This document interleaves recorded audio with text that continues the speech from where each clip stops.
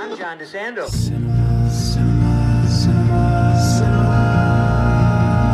Classics, let's go to the movies and share some popcorn, soda pop with our friends. Turn off our cell phones and get away. Night or day, it's John DeSando on the radio. We'll watch the credits from up high and low. Cinema Classics on Cinema Classics is produced by John DeSando. It airs Thursdays at 8:01 p.m. on WCBE 90.5 FM. Listen to shows and read reviews online at WCBE.org. I'm John And DeSando. I'm Wayne the Web Miller. And this is Cinema Classics. It is John. Now, after our recent recognition, Yes. yes, as we're one of the top 10 NPR movie shows, Yeah. podcasts, I'm feeling very good. So we must be a little bit like the EMT of podcasts, Yeah. emergency movie technicians, because today we're doing some of our almost last rites on a movie that hasn't been well received. Oh, not well received at all, unfortunately, because I think we both enjoyed it. Yeah, it's called Madame Web, Yep. and it stars one of our favorites, Dakota Johnson. Yes. Who I think does a good job, but you are right.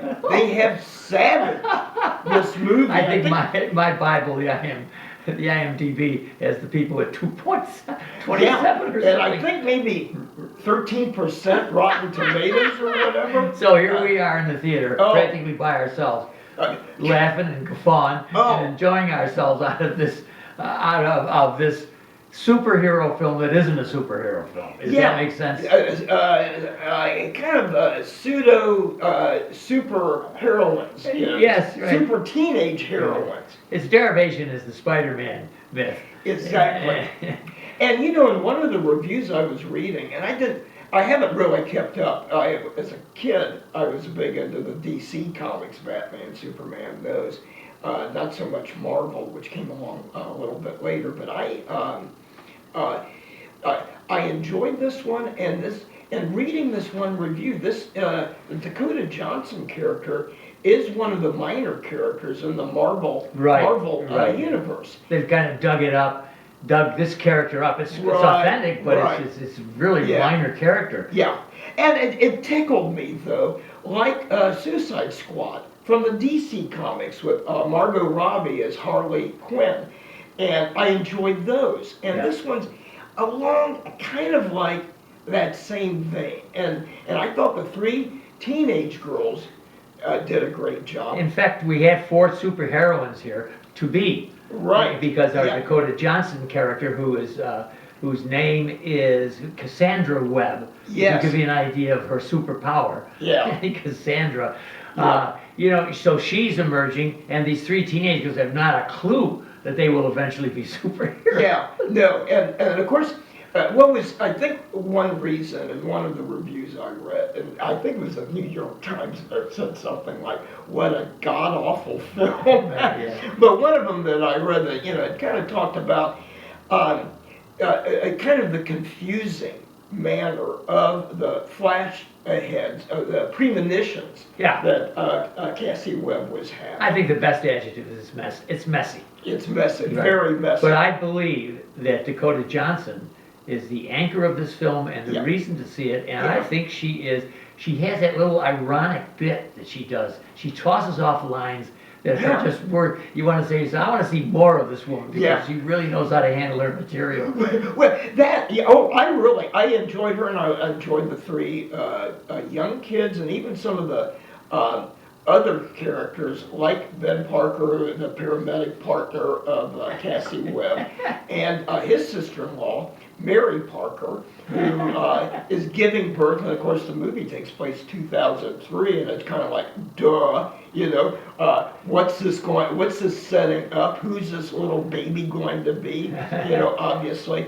And the one thing, I'm going to give something away, John, I normally don't, and everybody's gotten so used to the Marvel Cinematic Universe movies that you better stay through the credits, because there's going to be sometimes multiple little teaser clips, and I got to give it away. don't bother sitting through the 5-7 minute credits because you're not going to get a little Right, clip right. that you expect. And I thought that they would, in playing on the whole thing of little baby Spidey, that's going to come But up look, about yeah, 20 years but later. I've thought about this, and given that it is a February placement, is already an indication that they may not have had the confidence in it. Right. And going along with what you're talking about, they may Right. not have appended anything promising because they may not have any future iterations of this in Yeah, mind. Exactly, and that's what a couple of these reviews I read said.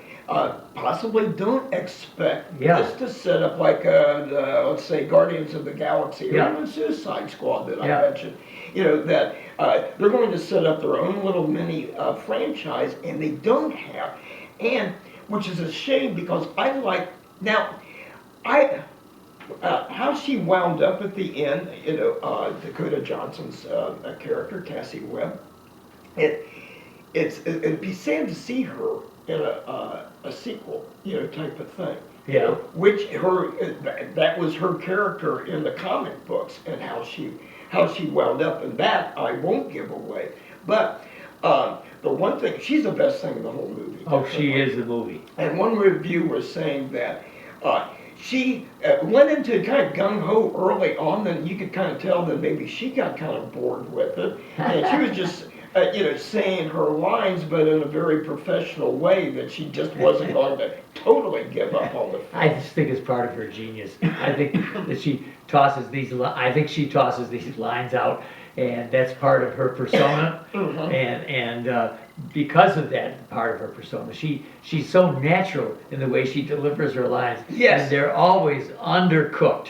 Yeah, and how she was so not thrilled to be taking these 3 teenage orphan girls, basically, Yes, under her wing. Yeah, look at they're being pursued by some Yeah. black-clad Spider-Man. It's not Spider-Man, but they're all this colony somewhere down in South America. Oh, God, yes. Yeah, and Spider has a bite that will give you superpowers. So our bad boy here, Isaac, let me see, Well, and as you're looking, the one thing that a lot of critics say, he's the worst character in the whole movie. That he's just he's not well developed, but what's fun for, if you've seen any of the other Spider-Man movies, Yeah. is to see a bad Spider-Man. Yeah. And I like it. I like the fact that well, look at his life depends on getting these 3 teenagers, because he can Yeah. see ahead and see that that they're destined to Yeah. pursue him and Well- get rid of him. Well, and his little outfit, his little Spidey-like outfit did Yeah. remind me, I think, which I think was a Tobey Maguire, maybe 3rd one or whatever, that he kind of turns bad or something, or there's an alternate Oh, right, ego or yeah, that's whatever. right, yeah, that's right. But, yeah, he really wasn't much to write home about. My favorite character was the little blonde girl with glasses. Oh, And yes. I thought she did a good job, but she's got the fairly well known, I believe her name's Allison Sweeney, I believe, or something like that. Yep, Sydney Sweeney, Yeah, Sydney Sweeney. And that she does a good job. There's like a cable or streaming TV series called Euphoria that is known for who's in it, and she does a good job in that. But I think she, Oh, look, one of the limitations of this movie is that you don't get into the characters of the 3 teenagers, and I think they have potential. I think so. It's just kind of spotty as far as their development goes. It's Right. the idea of them being teens, and I would have to say one of the best depictions of teens I have seen in a long time. Yeah. Because they're not snooty and snarly and so on. They're just kind of trying to figure out what's happening here. Yeah, and as they kind of bond with each other, but then and then as Dakota Johnson's character begins to reluctantly bond with her young Right. her young charges Right. and stuff like that. And I will tell you, one of the things that makes me affectionate about this movie is how little fisticuffs and bombs there are. Yeah, fortunately, yeah. I mean, it There's does a some little fight bit. scenes, but Yeah, but it moves there, but throughout most of the movie, Yeah. we're getting some very nice interaction between an adult who is charged with these three teenagers and three teenagers who Yeah. clearly need leadership, Yeah. need parental guidance, and they don't have it, and they're looking to it. That's a nice little dramatic interplay. Yeah, And then throwing together, especially if we know anything about Spider-Man, and throwing together this guy who can actually walk ceilings, and they're trying to figure out what is this. It's really, I don't know, to me, it's intriguing, it's good, it's enjoyable, it's not terrific, but then, if you're expecting the usual tropes from superheroes, most of the people whom you're reading, and we all read and we know and respect, are predicting that this is the demise, this just represents the demise of the superhero genre. It's going to be interesting, to see what happens. And talking about action scenes, the best one to me was on the bus, or the train or whatever. All right, well, let's talk about that on our podcast, on our award-winning podcast. All right, you have to go to WCBE, the podcast experience. Yep. In this case, it's Doubleday. Yep. So, Wayne Miller, what do you suggest about Madame Web? If you want a brainless good time with laughs and it's an enjoyable 2 hours, I'd say go see it. And I just wonder how many people might write the radio station to say these two dummies don't deserve any awards or honors because they gave a thumbs up in a way to this movie. I'm John DeSando. Cinema, cinema, cinema, cinema. Classic cinema.